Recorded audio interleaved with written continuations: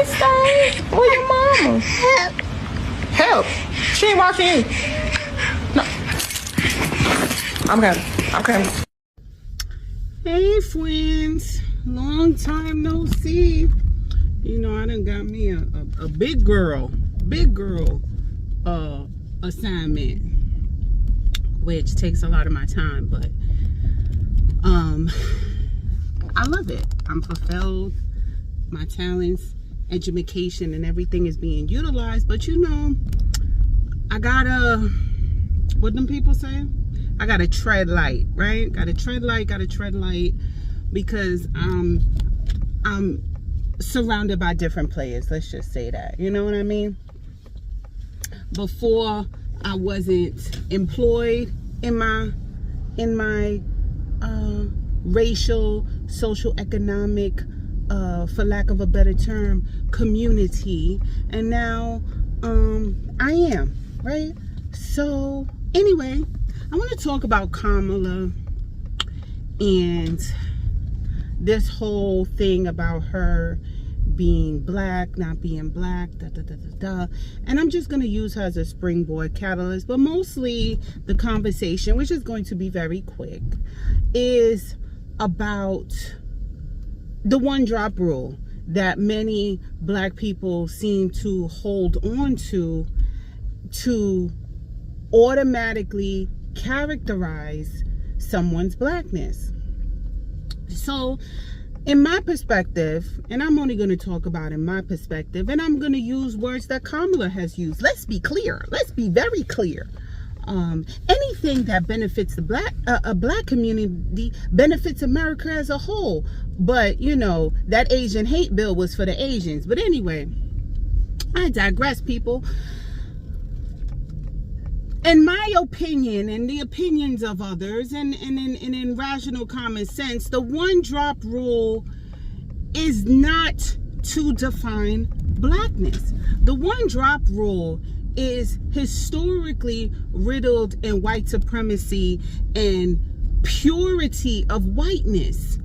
And for black people to go around using the one drop rule as a badge of honor, to me is very cringe, because of the historical context of the one drop rule.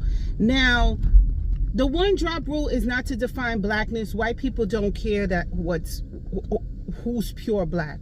The one drop rule was very exclusionary, and to say that if you have one drop, you are no longer pure white and cannot classify oneself as white.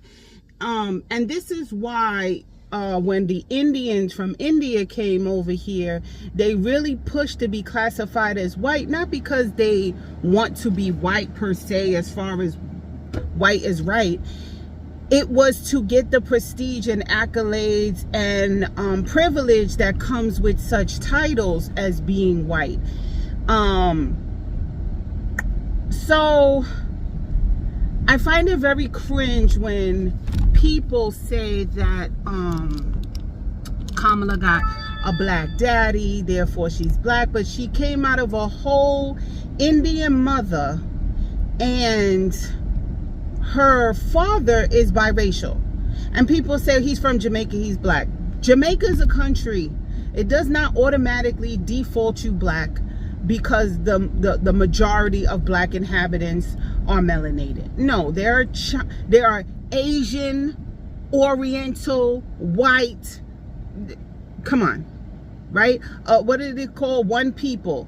But the one people ain't black. Jamaica, it's just, you know, they're different races. So saying that his dad, who has ties to an indentured servitude lineage, doesn't make him black. And then also Kamala going to a historically black college and pledging a historical black fraternity does not also make her black.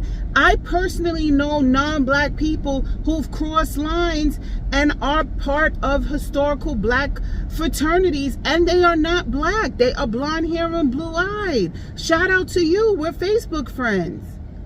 Going to a historical college does not make you black.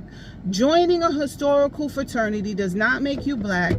Just like me going to a PWI does not make me white, and pledging a historical white fraternity doesn't make me white. Now, I say all this to say, like, should we not support her? No. But what I'm saying is, I think as people, as black people, we need to stop doing that.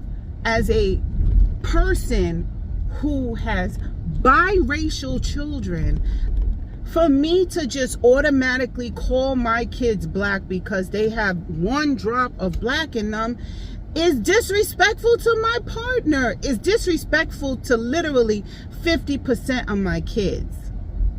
Why can't my kids be proud of both sides? And actually, they're more quadroon than biracial. And I believe Kamala is more quadroon than biracial. She's more quadroon than biracial. She's the United Colors of Benetton. There's a lot of mixing going on in there. But to simplify it, I would call her biracial. I call my kids biracial, and I'm teaching them to say biracial. My kids are not Hispanic. They're not white. They're not black. They're biracial or mixed or multicultural or multi-ethnic or multiracial.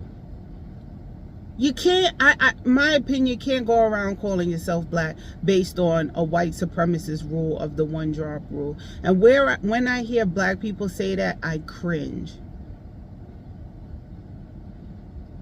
Why? You wouldn't like it if the one drop rule was reversed and your biracial kids went around saying that they were white. How does that make you feel?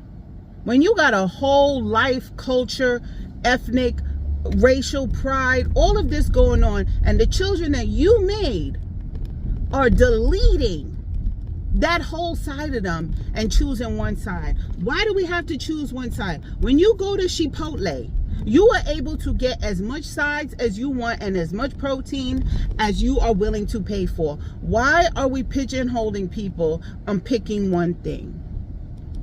When you could get 23 flavors of ice cream and you could get all the toppings in a burrito bowl. But we're telling multi-ethnic, multicultural people that because you got one piece of black in you, you black. That doesn't make any sense. And I'm a very logical person, and I'm a very fair person. And I know if my kids went around saying that they were just Hispanic, I would feel some kind of way. I would feel some kind of way. Especially being the mama. They don't crawl out of my cooch. And they going around saying that they not is what they is? Man, listen. You got kids that were phenotypically look Caucasian, reared, crawled out of a whole white coochie, calling themselves black. Okay? If you like it, I'll accept it.